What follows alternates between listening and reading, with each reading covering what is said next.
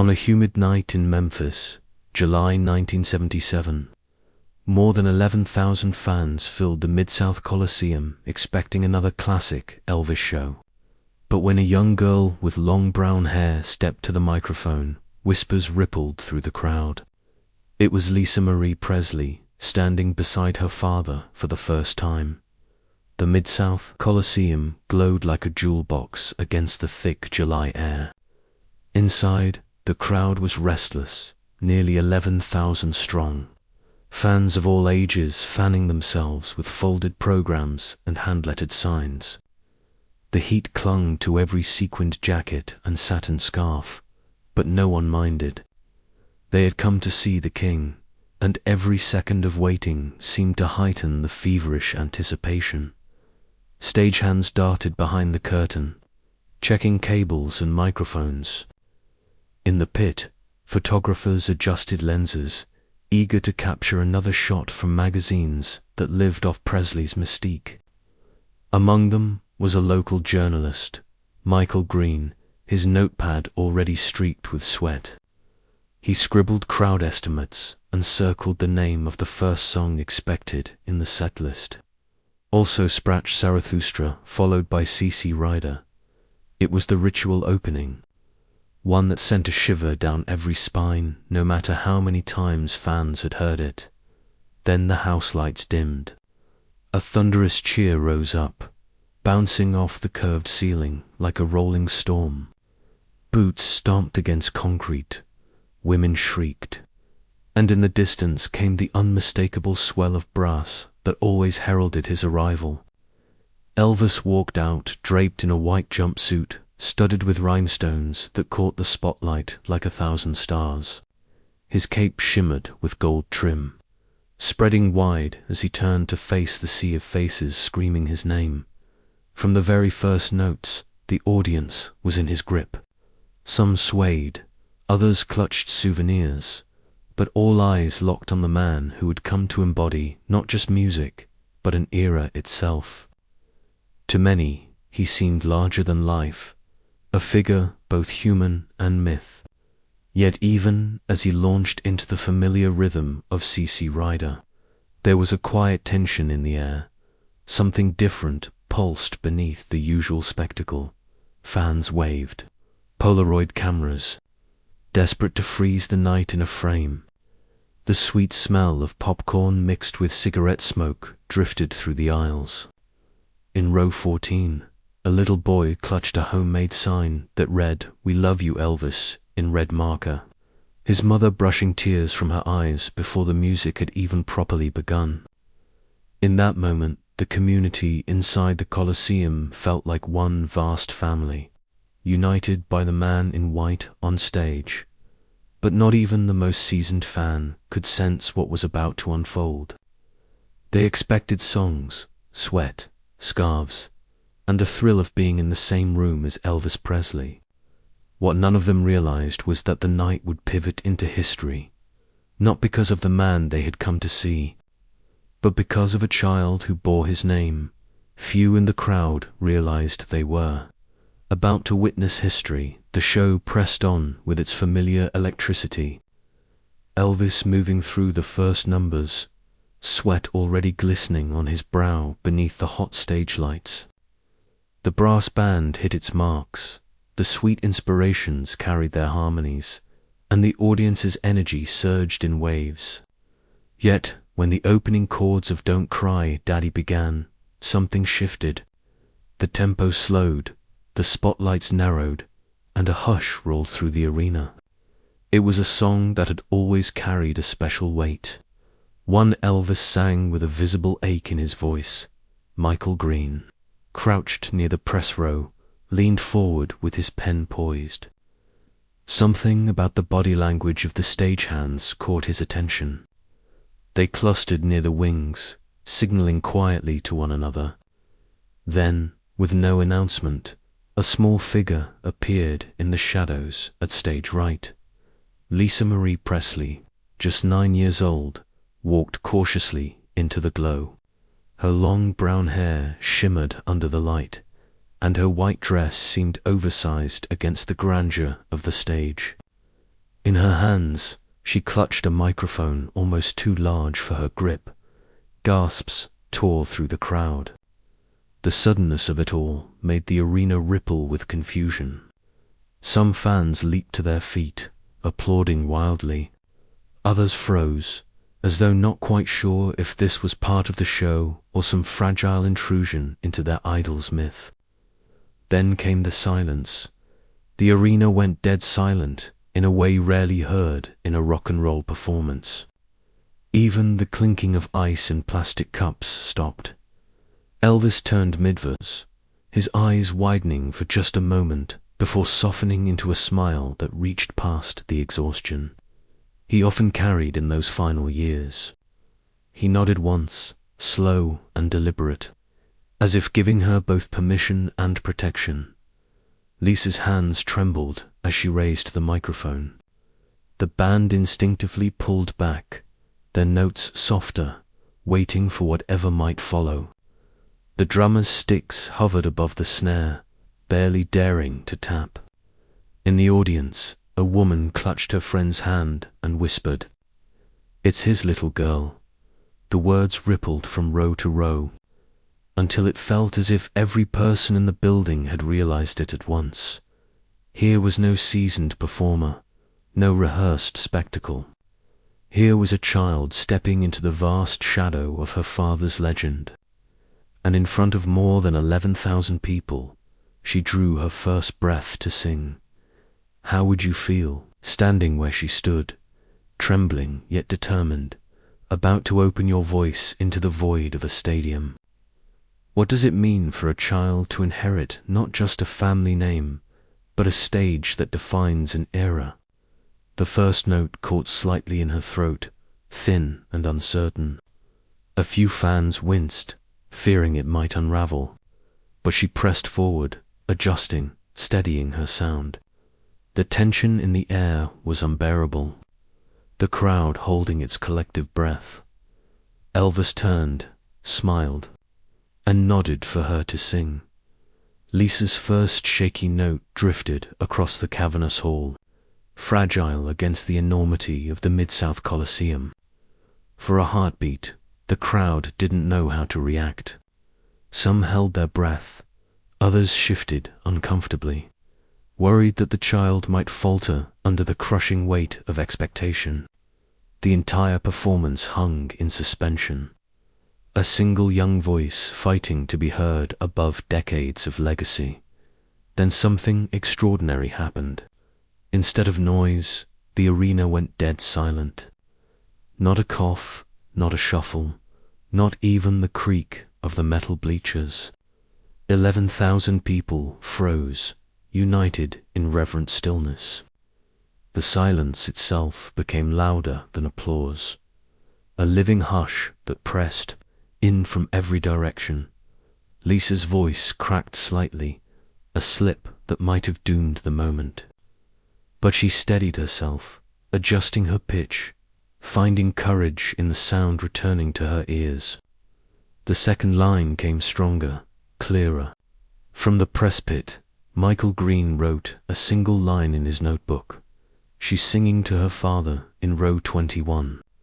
A man wearing an army jacket leaned forward, whispering to his wife. This is history. His words were swallowed by the hush, but they carried the sentiment of the room. Everyone knew instinctively they were standing at the edge of something rare, a moment destined to live far beyond the night. The band, sensing the delicacy of the scene, pulled back even further. Guitars softened to a whisper, the drummers' sticks merely brushed the cymbals. The stage became a spotlighted island where father and daughter stood together. Elvis angled himself slightly toward Lisa, offering presence rather than dominance. He sang lower now, his baritone a cushion for her child's soprano. Midway through the verse, applause erupted from the upper tiers, hesitant at first, then growing into a wave. People clapped not because the performance was flawless, but because it was brave. Vulnerability had become the spectacle, and the audience rewarded it with thunder. For a moment, Lisa startled, her eyes flicking to her father in question, as if asking, "Was that for me?" Elvis gave a small laugh, audible even through the microphone, and kept singing. The tension deepened. Security guards at the foot of the stage shifted uneasily, scanning the front rows. They had seen fans surge before, leaping forward at the sight of Elvis alone. What would they do now, confronted with a child on stage, the king's own daughter standing within reach of outstretched hands? The line between adoration and chaos had never felt thinner. What do we do, as a community, when vulnerability is laid bare in front of us? Do we guard it, or do we consume it? Do we allow it to breathe, or crush it under the weight of our expectations? The answer began to emerge in the roar of applause that spread across the floor. Instead of surging forward, fans rose to their feet, clapping in rhythm, tears on their faces. One woman near the front pressed a scarf to her mouth, sobbing openly. Another threw a rose toward the stage, its petals scattering as it landed near the monitor. Lisa's voice grew steadier still, bolstered by the acceptance washing back at her. She smiled faintly, her shoulders relaxing as she leaned into the verse. The moment was no longer fragile. It was alive, pulsing, unstoppable. Michael Green underlined his note twice.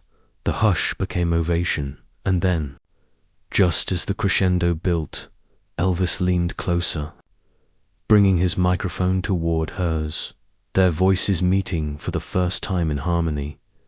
Elvis leaned closer, harmonizing softly, changing the entire mood. The duet built slowly, two voices circling one another, one seasoned by years of triumph and fatigue, the other uncertain but reaching higher with every line. The crowd leaned in, holding the moment as though afraid to disturb it. Then came the chorus. Lisa faltered slightly, her voice quivering on the edge of the note. The hush tightened again, as if 11,000 people inhaled at once. It could have collapsed right there. Instead, Elvis stepped forward. He placed his hand gently over hers, steadying the microphone. The gesture was simple, but its weight was enormous. A father anchoring his daughter, a legend choosing to share his stage instead of overshadowing it. The audience erupted. The eruption wasn't just loud, it was cathartic, a release of tension that shook the rafters. People screamed, clapped, sobbed all at once. Security glanced at each other, bracing for a surge, but no one rushed the stage. The noise wasn't chaos. It was reverence. Lisa glanced up at her father. For a fleeting second, her wide eyes revealed both terror and wonder. Elvis smiled down, not with the dazzling grin of his performances, but with something smaller, more private, the kind of smile a parent gives only to their child. The words of the chorus came again. This time she sang them with him, steadier now, their voices braiding together. Short, punchy lines filled the arena. His voice, strong, rich, iconic. Hers, fragile, bright, reaching. The contrast itself became the beauty. What happens when the spotlight isn't a burden but a bond? How does a single touch transform fear into music? The cameras in the pit clicked furiously, flashes sparking like fireflies. Michael Green scrawled furiously across his notepad, "The king becomes the father." He knew the headline had already written itself. The audience rose to its feet, one section after another, until the entire Colosseum stood. They weren't applauding perfection. They were applauding courage, unity, and a father's choice to lift his child in the most public way possible. The song surged into its final refrain. Elvis still held her hand over the mic, guiding but not controlling. He let her voice carry, even when it wavered. He let her be heard. In that instant, the show was no longer about Elvis alone. The chorus faded, and for a moment the air inside the Mid-South Coliseum seemed suspended, as though time itself had slowed to honor what had just happened. Elvis and Lisa stood together, hand over hand on the microphone, and the crowd's roar settled into a steady rhythm of applause. It was no longer about star and fans. It was about family, lineage, and the fragile beauty of sharing something sacred. Lisa's voice gained strength with each line. She leaned into the melody, her pitch more certain now, her small frame visibly steadied by her father's presence. Elvis pulled back just enough, letting her carry the verse while he provided a harmony beneath, his baritone weaving like an anchor under her brighter tone. Women in the front rows wiped their eyes, shoulders shaking with emotion. A man wearing a denim vest stood up, cupping his hands to his mouth. "Sing it, baby girl." The words echoed into the rafters, and the audience cheered again, as though that lone shout had given them permission to release everything they felt. Elvis chuckled softly, a sound caught by the microphone.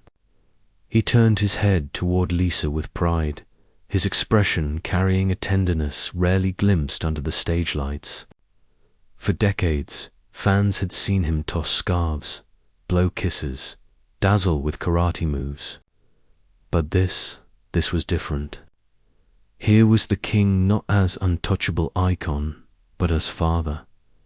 The transformation rippled outward. Fans stopped idolizing and started participating. They clapped in rhythm, some swaying side to side, others holding up their children to see. Strangers held hands, strangers hugged. What had begun as a single child's trembling note now belonged to thousands. The song was no longer Elvis's, no longer Lisa's. It had become the community's. Midway through the performance, Lisa's voice wavered again, but this time the crowd filled the gap. Thousands sang along softly, creating a cushion of sound beneath her. Elvis looked out over the ocean of faces and nodded with gratitude, his eyes shining beneath the stage lights. What does it mean when music stops being entertainment and becomes communion? How often do we find ourselves transformed not by polish, but by vulnerability shared? Behind the curtain, Michael Green scribbled feverishly. He jotted down every detail. The rose thrown earlier, the tears in the front row, the unplanned harmony between father and daughter. He knew tomorrow's paper would need more than a review. It would need a testimony. Back on stage, the final verse approached. Elvis loosened his hand, letting Lisa hold the microphone alone now. She sang, voice steady, finishing the line with a confidence that hadn't been there minutes earlier. The applause was instant, deafening. Roses, scarves, and handwritten notes flew toward the stage, landing at their feet. Lisa bent slightly, picking up one of the roses. She held it up with a shy smile, and the audience roared again, a sound that rattled the rafters like thunder. Elvis threw his head back, laughing with pure joy, clearly as surprised as anyone at the magic unfolding. In that moment, the concert was no longer just a performance. It was a rite of passage, a handing over of spirit from one generation to the next. Backstage, a journalist scribbled notes, sensing tomorrow's headlines. The song ended not with a dramatic flourish, but with something quieter. Elvis lowering his hand, Lisa stepping back, and father and daughter exchanging a look of shared relief. The applause thundered on long after the last note, swelling until it became almost unbearable. It was as if the crowd understood instinctively that they had witnessed something unrepeatable backstage. Michael Green snapped his notebook shut. He knew the words would come later, but the headline already glowed in his mind. Lisa Marie joins Elvis on stage. By dawn, his draft would carry the electricity of the moment into print, preserved forever in the ink of the Memphis Sun. Across the arena, bootleggers clutched their cassette recorders. A man in a leather jacket rewound his tape, whispering, "I got it, I got it," as though he had captured lightning in a bottle. Those tapes would trade hands for years, grainy but priceless. Artifacts of a night that blurred the line between performance and family ritual. In living rooms across Memphis, conversations lingered long after fans returned home. Mothers told daughters about the courage of the little girl on stage. Fathers replayed the story of Elvis's hand over hers. For weeks, radio call-ins buzzed not just about the set list, but about the duet that no one had expected. Graceland itself absorbed the ripple. In the years that followed, a small plaque would commemorate the night with simple words, a family song shared. Visitors paused before it, imagining the hush before Lisa's first note, the eruption when father and daughter sang as one. The plaque became a kind of shrine, not to celebrity, but to kinship. What makes a moment endure? Is it technical brilliance, or is it the trembling honesty that reminds us of ourselves? Even in collectors' circles, that night became legend. Bootlegs were played until the tapes wore thin, their hisses and pops becoming part of the music itself. Fans argued over details. The exact second the crowd went silent. The precise word Elvis laughed on, but no one questioned the significance. The ripples stretched further still. Just weeks later, Elvis would be gone, and the memory of Lisa's first step onto his stage gained a haunting weight. It was not only a duet, it was a farewell, though no one knew it then. The tenderness of the father's gesture, the bravery of the daughter's voice, became symbols of legacy preserved in real time. For those who had been there, it changed the way they spoke of Elvis Forever. He was no longer only the king of rock and roll. He was a father, a man willing to share his crown for a fleeting verse. The performance lingered longer in memory than in sound. When the lights dimmed and the crowd slowly poured out into the Memphis night, the story they carried with them was different from the one they had expected. They had come to see Elvis Presley, the icon, the performer who defined a generation. But they left speaking of Lisa Marie, and of a father who chose to share his stage in the most vulnerable way. It was never about perfect notes or polished timing. It was about the courage of a child stepping forward, and the compassion of a parent guiding without overshadowing. That single song became a mirror, reflecting something every person in the arena understood, that family, love, and legacy matter more than applause. The audience had been transformed from spectators into participants. They weren't just watching music history. They were living a chapter of human history, one that bound them together, long after the sound faded.